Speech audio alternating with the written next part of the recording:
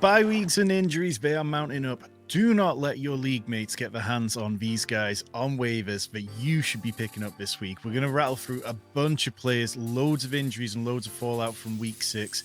You want to be picking these guys up in week 7, so let's get into it. Starting with Kimani Vidal, the guy on the thumbnail. 11% rostered, 1 touch, wheel route, 30-yard touchdown catch.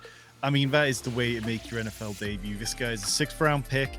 He wasn't the most impressive prospect in some regards, but he's had opportunity, and that was always the argument for Vidal. But all he had ahead of him was Gus Edwards and J.K. Dobbins. Well, Gus Edwards is now an injured reserve, and you've got J.K. Dobbins, who had a bit of a bounce-back week this week. But if something happens with J.K. Dobbins, then it is wheels up for Kimani Vidal. He played 19 snaps to J.K.'s 56 last night, and there's definitely a scenario where we could see that grow over the coming weeks. So I would be prepared to go out and bid 20% of your waiver budget on Kimani Vidal just to see what happens for the rest of the season, because we know they're going to be run heavy. Tyler Allgeier should be way more rostered than this. I don't understand why people have been dropping him, because he was more rostered than this a couple of weeks ago. He's at 38% of the running back touches for the Falcons, led the Falcons in carries with 18 attempts for 105 yards and a touchdown against the Panthers. And yes, a big part of this was him closing the game out when they were already up by a decent amount. But Tyler Allgeier has standalone value.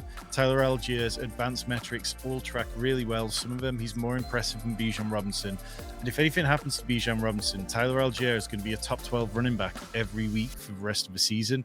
I would prioritize Tyler Allgeier highly in your waivers this week. Isaac Guerendo. Sometimes we get to waivers and it feels like the Thursday night game is a long way away from our memory. But Jordan Mason sprained his AC joint, and obviously that could cause him to miss some time now. Guerendo went 10 for 99 against the Seahawks. Christian McCaffrey is not yet ready to come off IR. We've seen over the years that the Shanahan system, they can enter a running back into it, and they can just be great from the get-go. So Guerendo, yes, he's a rookie. Yes, he hasn't played very much. He didn't get any work in the receiving game. But I'd feel quite confident that Guerendo can give you 2 or 3 usable weeks before McCaffrey's back to full health, and whilst Jordan Mason's dealing with the AC joint. So I'd be willing to go to sort of like 15% of my waiver budget on him. Moving on in a second. But before we do, hit that subscribe button while we're here. We do redraft, we do dynasty, we do best ball, and we do DFS. We just have one mission: to help you win all year round. Ty Chandler, a guy coming off a bye week after the Vikings had played in London. Aaron Jones suffering a hip injury. That the reporting around how much time he could miss is a bit ambiguous, but Ty Chandler last year looked really good within this system, had 4 top 36 finishes out of the 5 2023 games where he had 13 or more touches. And the positive game scripts, which the Vikings keep getting into because they're dominating teams, that's going to allow running backs like Ty Chandler to get more touches as they just try to wind the clock down. So I really like Ty Chandler. I'd be willing to go sort of 10% of my waiver budget on him. Tyrone Tracy, 45% rostered. He was in last week's video, of course, and he should be far more rostered than this. 42 touches for 237 total yards in the last 2 games, finishing as the RB18 and RB5, pending Monday Night Football in those games without Devin Singletary. It's probably not going to be the Tyrone Tracy show permanently after this point, but I'd expect it to be a nearer even split between Tracy and Singletary when he gets back. Let's not forget Tyrone Tracy is a converted wide receiver, so even if he ends up just getting a lot of involvement in the passing game as that kind of third down back, that could still be a really valuable role, because the Giants, they've been sneaky good this year. 2 running backs who you should be double checking. I know a lot of you will be like, oh, they're rostered in my league. I don't care. Go and check anyway, because Jaylen Warren is only 42% rostered. He's caught 100% of his targets so far this season. Looked healthy in his return to the lineup yesterday. And then Alexander Mattison, 51% rostered. Zamir White is Zamir White at this point. You're not getting anything from him. He put on a bunch of weight. He's not elusive. He's not particularly good. He doesn't seem to be great in the scheme which they're running. Meanwhile, Alexander Mattison has his coach's trust. He gets the high value touches, and you should make finding those guys a priority if they're still there. Moving over to the quarterbacks, and let's go to Justin Fields, Jaylen Warren's quarterback, 56% rostered. I don't like to recommend guys over 50% unless I really feel strongly about it, but look, Justin Fields has 5 rushing touchdowns in his last 4 games. He's been over 50 rushing yards twice in the last 3. Only 5 passing touchdowns all season is disappointing, and look like 131 yards in week 5, 145 in week 6. Those kind of numbers are what's holding him back from true nuclear seasons. But if you've got a quarterback, if you'd had somebody like Anthony Richardson and you've been dealing with the headaches of that, or if you've had one of these quarterbacks who's disappointed, someone like a Trevor Lawrence, going out and getting Justin Fields, it'll help buy you more time till you find a complete rest of season solution.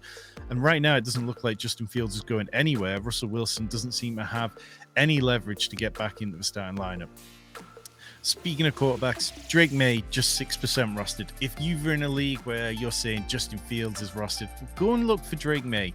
5 for 38 on the ground yesterday, and that was always part of the sell with Drake Maye. Almost 1,500 rushing yards and 16 touchdowns in his final 2 seasons in college. This is a true dual threat. He can push the ball downfield so much better than Jacoby Brissett ever could. And people say, oh, I'm worried about Drake Maye starting. He shouldn't be starting this early. Well, Drake Maye played with an awful offensive line in college. He played without any weapons in his last year in college. Drake Maye understands the assignment, and Drake Maye got it done. QB11 pending Monday Night Football. Guy, he has all the talent he needs to succeed. 2 wide receivers you should be checking for. DeAndre Hopkins, 51% rostered, 17 targets over the last 3 games. Actually catching them, unlike Calvin Ridley. Season high 70% of snaps coming off the bye week. It looks like he is finally healthy now. And another guy who was dealing with injuries, Josh Downs, 48% rostered. Also coming off a season high in snaps at 78%. Seems to be over the high ankle sprain now. He's been over a 25% target share every week, even in those weeks with Anthony Richardson at quarterback. So yes, Anthony Richardson is coming back, and Josh Downs might see a little downtick from the 30 targets that he's had in the last 3 games. Anthony Richardson was playing pretty good just before he got injured. I know it's been a bit erratic at times, but I would trust Richardson and I would trust Downs because of the nature of the way that Downs is receiving. He's in the slot the vast majority of the time. Those are slightly easier targets than the boundaries and the deep shots that Richardson's more erratic on. Moving over to Christian Watson, who's 41% rostered.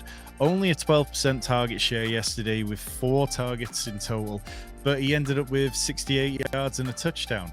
Christian Watson is going to be a massively volatile fantasy football asset. This is pretty much what we've seen from him for the last 2 years.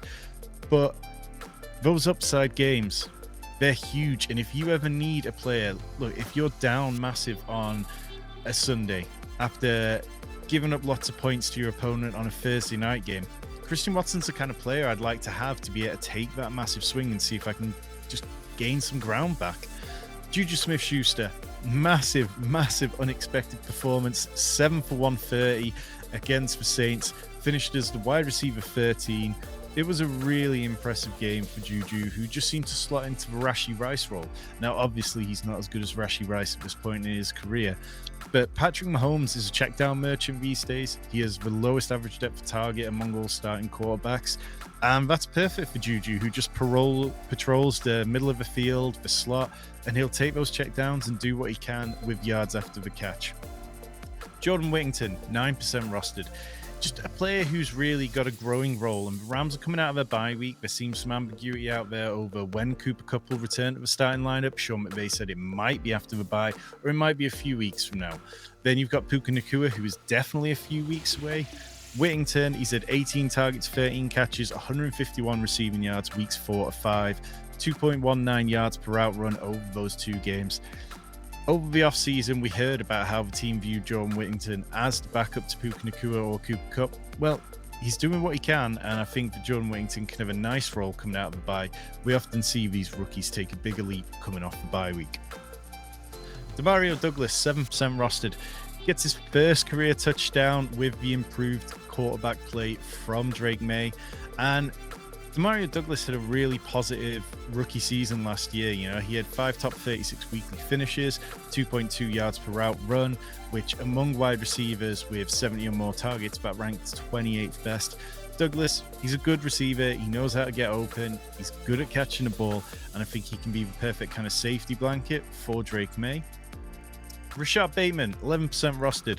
2 top 36 wide receiver performances in a row. Lamar Jackson looks to be in MVP form, and the only player playing more snaps than Bateman at the minute is Zay Flowers. Bateman's out there 69% of the snaps. The defense, it continues to be poor. They've given up 661 passing yards and 7 touchdowns in the last 2, stopping the Ravens from really being able to go too run heavy. Bateman, you're probably not going to want to start him every week, but if you're in a slightly deeper league, if you've got multiple flex spots, or if you're getting hit hard by the bye weeks, Rashod Bateman's a perfect guy to be plugging in there. One more time, hit that subscribe button. 60% of you watching this channel don't do it, and all we do is bring you good content all year round. Hunter Henry. Now, I can tell you a bunch of different things about Hunter Henry, but the one which is really easy, he plays the Jags next week in London. Cole Kmet just went riot against them. Their defense is awful. They're in complete turmoil, and I think that's a great matchup for the Patriots to get right now. Henry coming off 3 catches for 41 yards and a touchdown.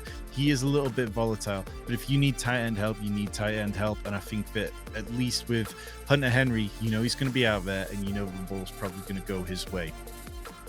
If you're in really deep leagues and you're fed up with me sort of saying, oh, go get this guy who's 40% rostered, try these guys. Jaylen Wright, we've got Devon Achan with the concussion. Of course, he might make it back for week 7, but we also just saw Malik Neighbors miss 2 weeks with a concussion. We've got Raheem Mostert, who's been banged up all season. We know he's 32 years old. He's no spring chicken, so definitely worth checking on Jaylen Wright. Josh Palmer, 15% rostered. Everyone in the Chargers seems to be banged up. You've got Ladd McConkey dealing with a back issue. You've got Quentin Johnson dealing with a hamstring issue. Josh Palmer, he's played plenty of games with Justin Herbert. He knows how to get open. He knows where Justin Herbert wants to put the ball. And then, of course, Bub means Chris Olave is effectively ruled out for this week already with a concussion. Bub means played okay yesterday. I'd be okay going and getting him, but I wouldn't want to give up any of my waiver budget for him. And drops. Let's talk about some guys that you should be kicking the hell off your fantasy teams right now. Zamir White, it's just over for him. There's no way for him to get back to the point where he was a workhorse running back, and he's always needed volume to make up for the fact that he isn't very good at finding the end zone, and he doesn't really catch the ball, so it's kind of over. Trey Sermon, only useful whilst Jonathan Taylor was missing. Jonathan Taylor sounded like he was close to playing this week, so I'd be fine dropping him. Gus Edwards, I mean, if you've got an IR spot and you want to use it on Gus Edwards, fine, but it looked so grim for Gus Edwards. He was 47th out of 48 running backs with 25 plus attempts in yards per carry this year, and I just don't think he's healthy. I think the wheels fell off last year whilst he was still in Baltimore, and I doubt we're going to be able to roll the Gus bus out again anytime soon. Mike Gesicki with T. Higgins there and Jamar Chase, it just feels like all the volume is going to those two. Eric Hall continues to mix in. He's not somebody we'd be starting anytime soon, but Mike Gesicki just doesn't have a lot going for him unless he can catch a touchdown. Cam Akers, I would also be dropping him. Now the Texans are up to 4 healthy running backs between Dario Gumbawale, Damian Pierce, and then, of course, Joe Mixon. I can't see a path for Cam Akers getting any touches there or any meaningful ones. And Jaleel McLaughlin, the idea was that he was supposed to be the pass-catching back in this backfield, but it's just not happening. We're seeing Audric Estime mixing in now. Javonte Williams has looked slightly better over the last couple of weeks. Jaleel, I drafted a ton in best ball this offseason, but I don't think that we want to be getting involved in a 3 running back committee.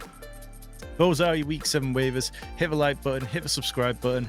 Tell me who you want to get the most this week on your waivers, and we'll be back for our week 7 preview. We'll be back for DFS content, Battle Royale content, and of course, Dynasty buys and sells. We've got loads here on this channel.